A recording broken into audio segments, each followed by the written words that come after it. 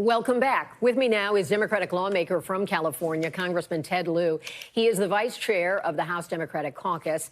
And I know you flipped your schedule around to be with us, to be able to give us your insights. So thank you for that to start off.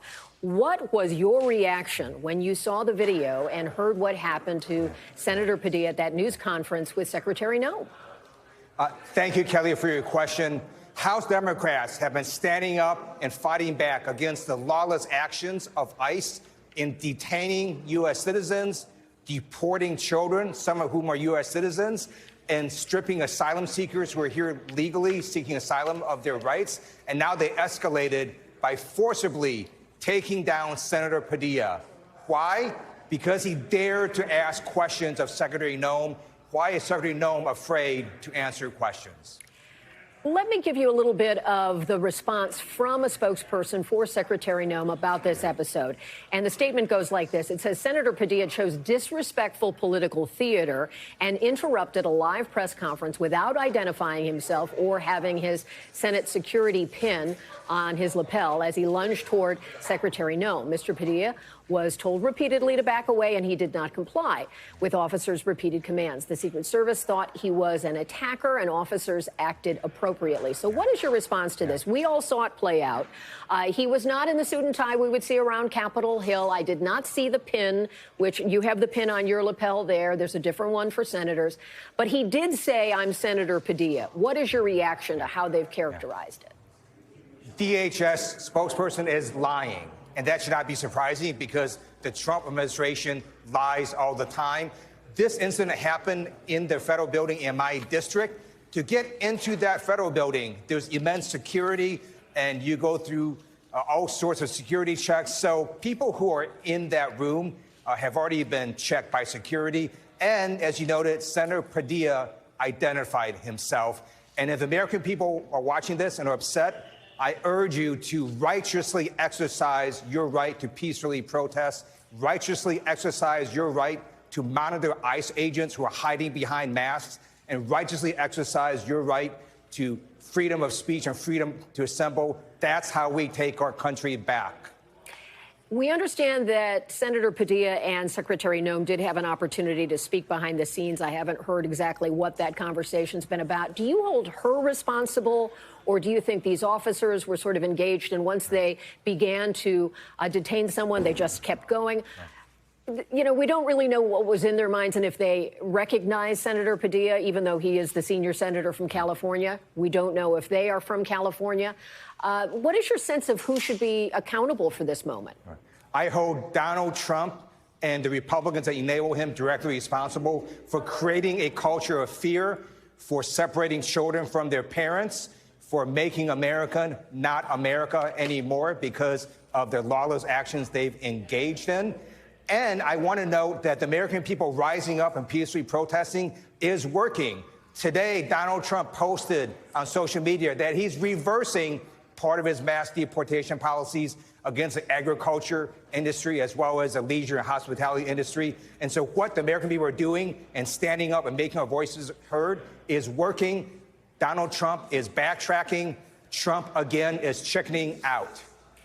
I want to read a little bit of what Secretary Noem was saying at the time that this incident happened.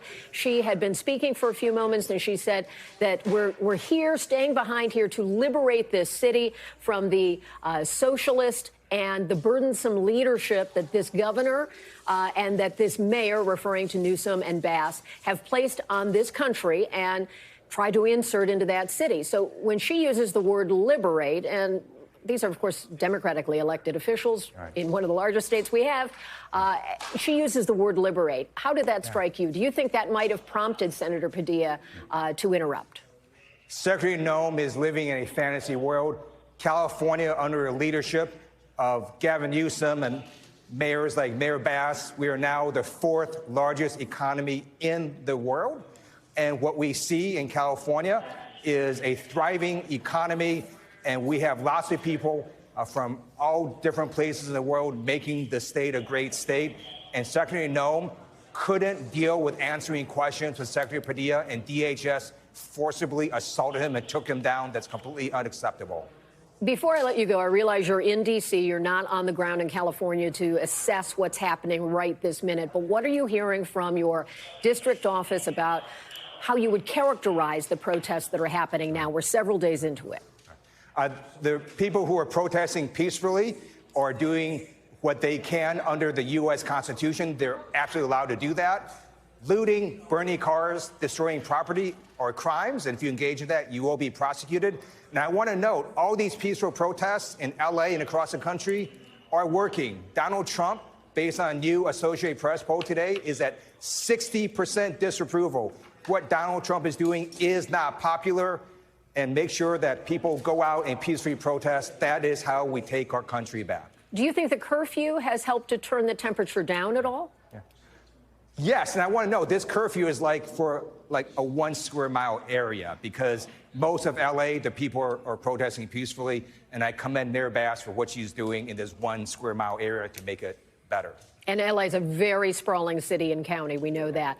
Over the next several days, there are other protests around the country that are being planned, and certainly the incident with Senator Padilla may prompt others to want to use their voices. What concerns, if any, do you have about how this could continue in other cities, and might there be a loss of control? I encourage people to exercise their First Amendment rights and their freedom to assemble, and I just want to say it is working. Donald Trump reversed part of his mass deportation policies because they're unpopular, because American people started rising up peacefully. And I just want the American people to understand that your actions and making your voices heard is having an effect, and keep righteously doing what the U.S. Constitution grants you the right to do.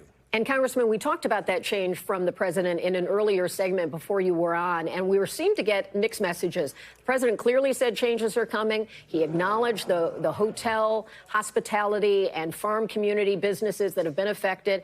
Actually said there's some very good people who are working, those I'm paraphrasing, who are working and have been disrupted by this. But also the White House is saying that they're going to step up action. So we'll have to see how much this kind of backtrack, if we can call it that, from the president, how that will play out. But clearly you want to highlight that. Well, obviously the White House has to listen to Donald Trump, and he said very clearly today that he's reversing part of his deportation policy. And I think he's seeing not only the American people rising up, but actually the harm to our economy. Inflation has increased. Jobless claims have increased. Food prices have increased 0.3% at the grocery store. And so Donald Trump understands his policies were also harming our economy. Sir, you're what we call an emergency booking. You responded when we called when there was an incident, and I thank you for that, for making time out of your busy day. We appreciate, especially from your vantage point in California. Thank you so much for being with us. Thank you, Kelly. We thank you for watching, and remember, stay updated on breaking news and top stories on the NBC News app, or watch live on our YouTube channel.